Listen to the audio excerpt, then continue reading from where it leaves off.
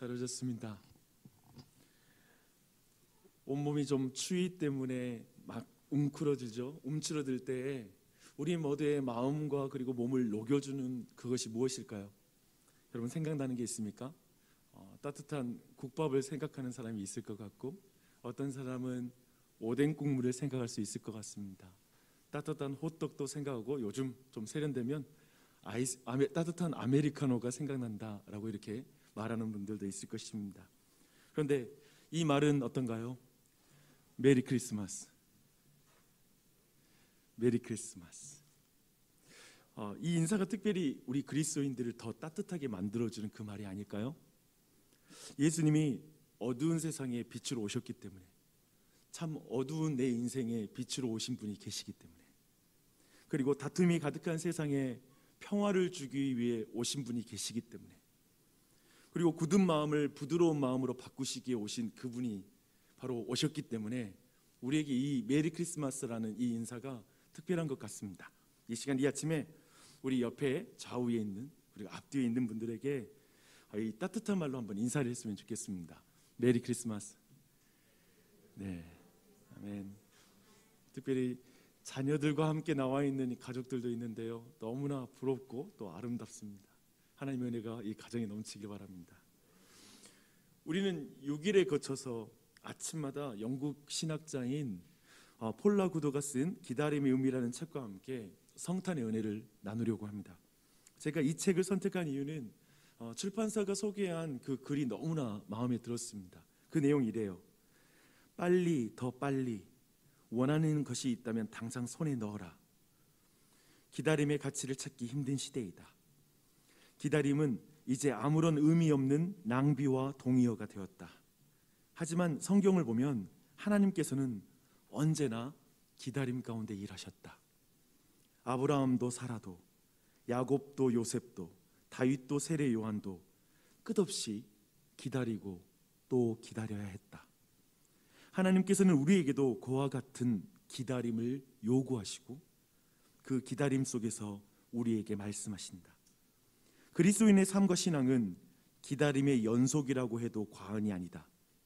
기다림 그 자체에서 의미를 찾지 못하면 오늘 하루도 의미 없는 시간이 되어버리고 만다. 기다림의 의미를 알려주는 이 책은 우리의 일상에 믿음의 동력과 신앙의 활기를 불어넣어 줄 것이다. 이번 6일 동안 시리즈 설교는 이 책의 묵상으로부터 끌어와 우리 온 교우들을 향한 주님의 마음을 더 목사로서 또한 깊이 생각하고 기도하면서 더하여서 하나님이 우리에게 주시는 그 은혜, 그리고 우리 이웃에게 주시는 하나님의 그 은혜를 나누기 원합니다. 그 은혜가 우리 모두에게 넘치기를 바랍니다.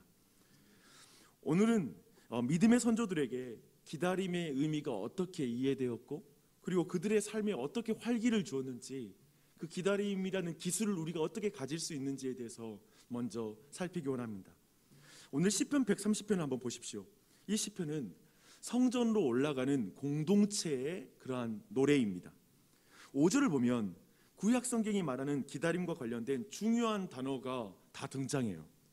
보십시오. 나 곧 내 영혼은 여호와를 기다리며 나는 주의 말씀을 바라는도다 라고 이렇게 말하고 있습니다. 첫 번째 단어는 주의 말씀을 바라는도다에 사용된 야할이라는 단어입니다. 이 단어는 그냥 다른 곳에서 기다리다, 우리가 일반적으로 누구를 기다리다, 노아가 물이 마르기를 기다리다 할 때 사용하는 단어입니다. 그리고 두 번째 단어는 여호와를 기다리며에서 사용된 카바라는 단어입니다. 이 카바라는 단어는 끈을 뜻하는, 우리가 아는 끈을 뜻하는 카브라는 그런 단어와 관련이 있는 단어입니다. 그래서 카브를 우리가 팽팽하게 당기면, 끈을 팽팽하게 당기면 손에서 놓을 때까지 우리가 긴장 상태가 되잖아요. 그게 바로 카바입니다. 어떤 일을 기다릴 때 긴장되고 기대되는 그 감정, 그 상태가 바로 카바의 상태입니다. 농부가 씨를 뿌려놓고 우리는 긴장과 기대 가운데 기다리게 되죠. 그것입니다. 그리고 취업을 준비하는 취준생이 시험과 면접을 치르고 나서 그 결과를 기다리는 상태, 그 상태입니다. 이런 원어를 사용해 5절의 말씀을 다시 한번 제가 읽어드릴게요. 나 곧 내 영혼은 여호와를 야하라며 나는 주의 말씀을 카바하는도다. 이렇게 말할 수 있습니다. 시편 기자는 자신의 전인격으로 여호와를 기다리고 그리고 긴장과 기대함으로 주의 말씀을 바란다라고 이렇게 말하고 있습니다. 시편 기자는 이렇게 간절히 바라보며 기다리는 그 정도를 어느 정도면요, 파수꾼과 비교하면서 자신이 얼마나 여호와를 기다리고 있고 주의 말씀을 간절히 바라는지에 대해서 이렇게 말하고 있습니다. 파수꾼이 아침을 기다림보다 내 영혼이 주를 기다리나니 참으로 파수꾼이 아침을 기다림보다 더하도다. 이렇게 여호와를 야하라며 주의 말씀을 카바하는 일은 구약과 신약의 모든 믿음의 선조들이 가진 것이었습니다. 아브라함과 사라를 한번 예로 들어보겠습니다. 그들은 하나님의 말씀에 따라 본토 친척 아비 집을 이미 떠납니다. 아마 그 시기가 아브라함의 나이 75세 즈음으로 생각합니다. 하지만 약속의 아들이 주어지지가 않죠. 그래서 창세기 15장에 보면 이제 아브라함은 자포자기 상태가 되었습니다. 몸은 늙어가고 있고 더 이상 아이를 생산할 수 없는 육체의 상태가 되었기 때문에 그렇습니다. 그래서 그는 스스로 이제 내 집에서 길러 자라난 종이 나의 후계자가 될 것이라고 이렇게 말하는 상태가 되었습니다. 그러자 하나님이 이런 표현을 쓸 수 있을 것 같아요. 아브라함의 손목을 잡고 텐트 밖으로 나와 하늘에 있는 무뼈를 보여주면서 너의 자손이 이와 같이 많아질 거야 라고, 너의 몸에서 반드시 약속의 자녀가 태어날 것이라고 약속합니다. 근데 15장 6절에 보면 이런 중요한 말씀이 나옵니다. 아브라함이 여호와를 믿으니 여호와께서 이를 그의 의로 여기시고. 이 말은 뭐냐면 아브라함이 여호와를 기다리는 것을 그의 의로 여기셨다라고 우리는 말할 수 있습니다. 여호와를 기다리는 것, 다른 어떤 것이 아니라 여호와를 기다리는 게 그의 의입니다.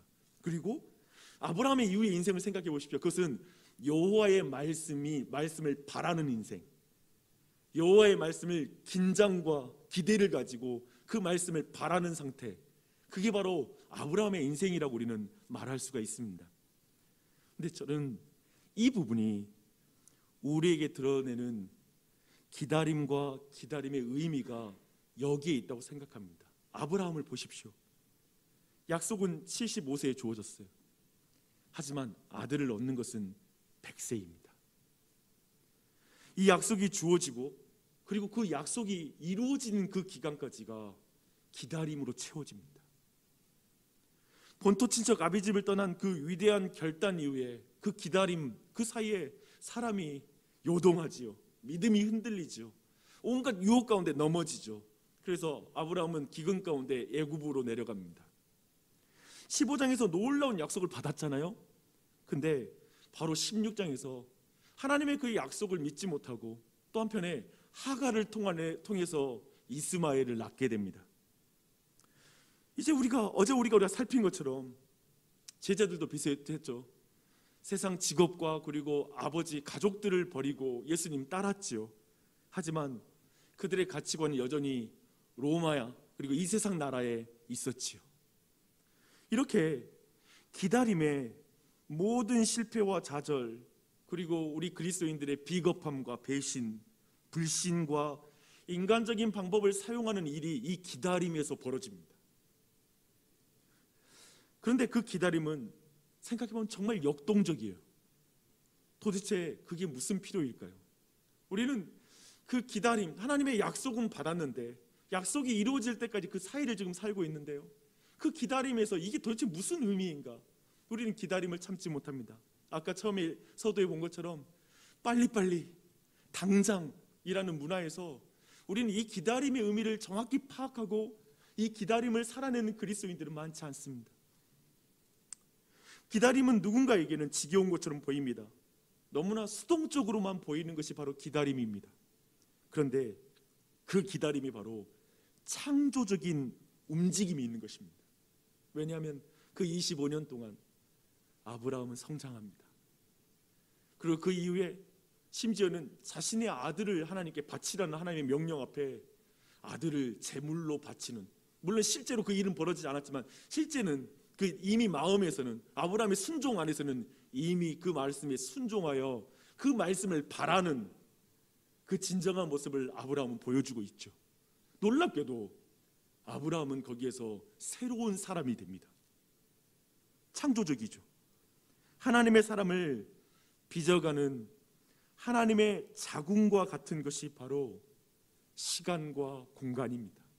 25년, 30년, 45년 우리가 예수님을 믿고 따르면서 이제 그 사이에 어쩌면 내 배신과 어리석음과 연약함과 악함과 모든 것이 버무려지는 그 세월, 그 세월은, 그 일상은 바로 우리가 하나님의 사람으로 빚어지는 자궁입니다.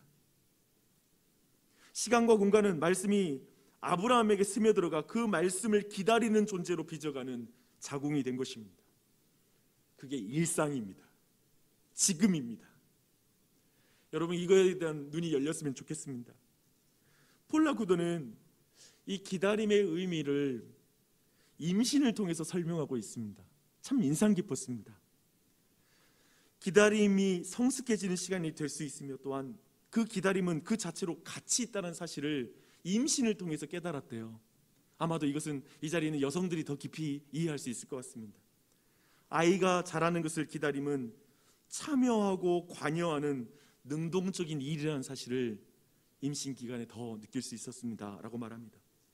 임신의 기다림은 새로운 생명이 천천히 자란다는 의미가 있으니 굉장히 창조적인 행위라고 말하고 있습니다. 그렇게 임신하는 기간을 통해서 구도는 스스로 기다리는 그 시간을 음미하는 법을 배웠다라고 말합니다. 그리고 그 일이 실제로 이제 아이가 실제로 출산할 때 그때 진정한 맛을 느낄 수 있었다고, 기다림을 통해 진정한 맛을 느낄 수 있었다라고 말합니다. 그러면서 그녀는 이렇게 말합니다.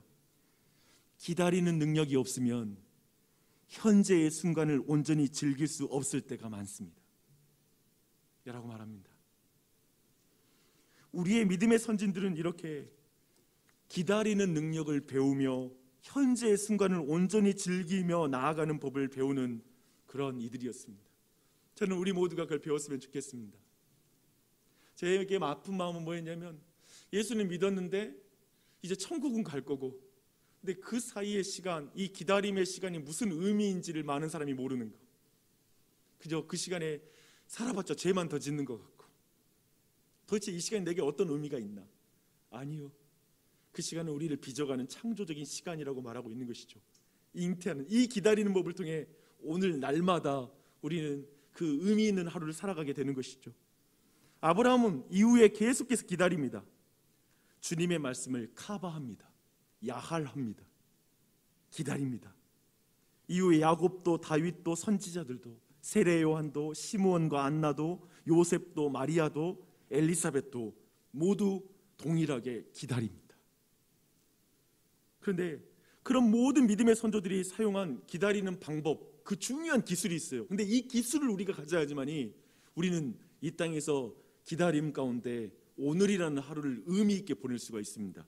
그것은 뭐냐면 과거를 먼저 기다려야 됩니다. 두 번째, 미래를 기다려야 됩니다. 늘 구약의 선진들은 출애굽의 구원 사건을 기념하는 유월절을 기다리며 그 구원이 지금 반복되기를 기다렸습니다.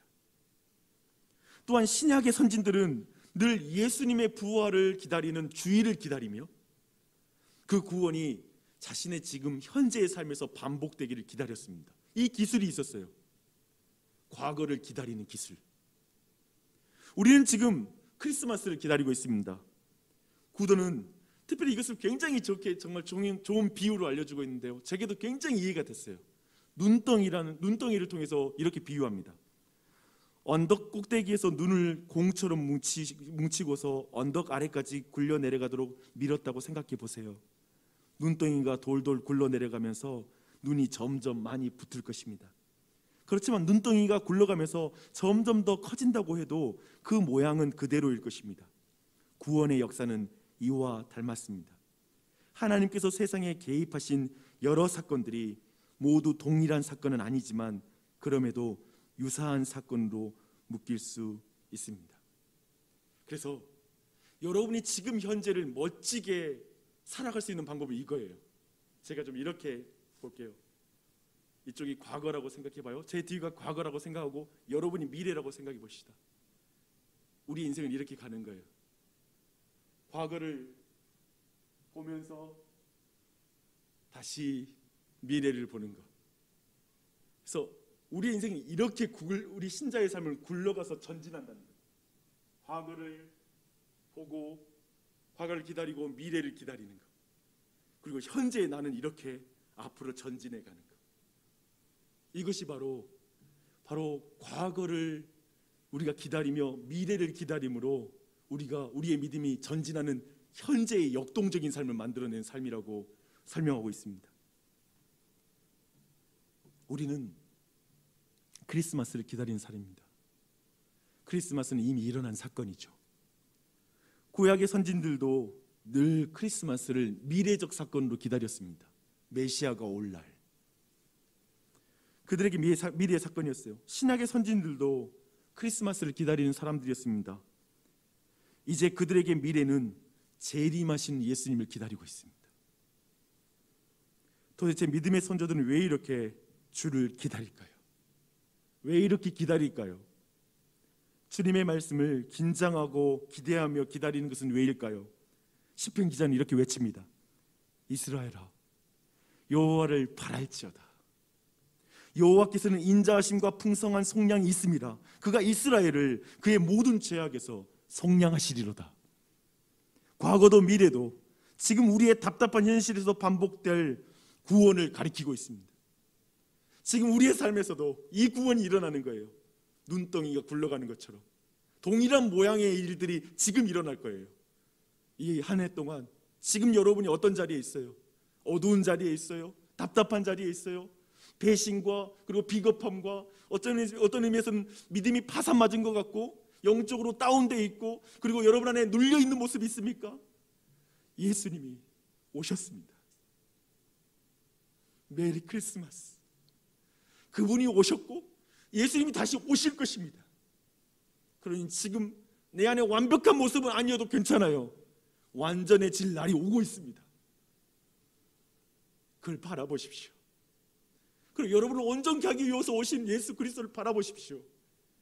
그래야 이 현재를 살아낼 용기가 생기고 우린 그 길을 걸어갈 힘을 갖게 됩니다.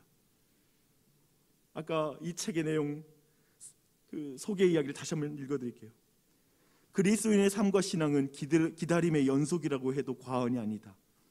기다림 그 자체에서 의미를 찾지 못하면 오늘 하루도 의미 없는 시간이 돼버리고 만다.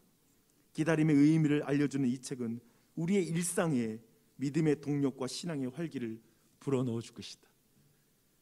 오늘이라는 일상은 이 기다림의 시간은 우리를 빚어가는 창조적 시간입니다. 주님이 그렇게 우리를 빚어갈 거예요. 아멘. 아멘.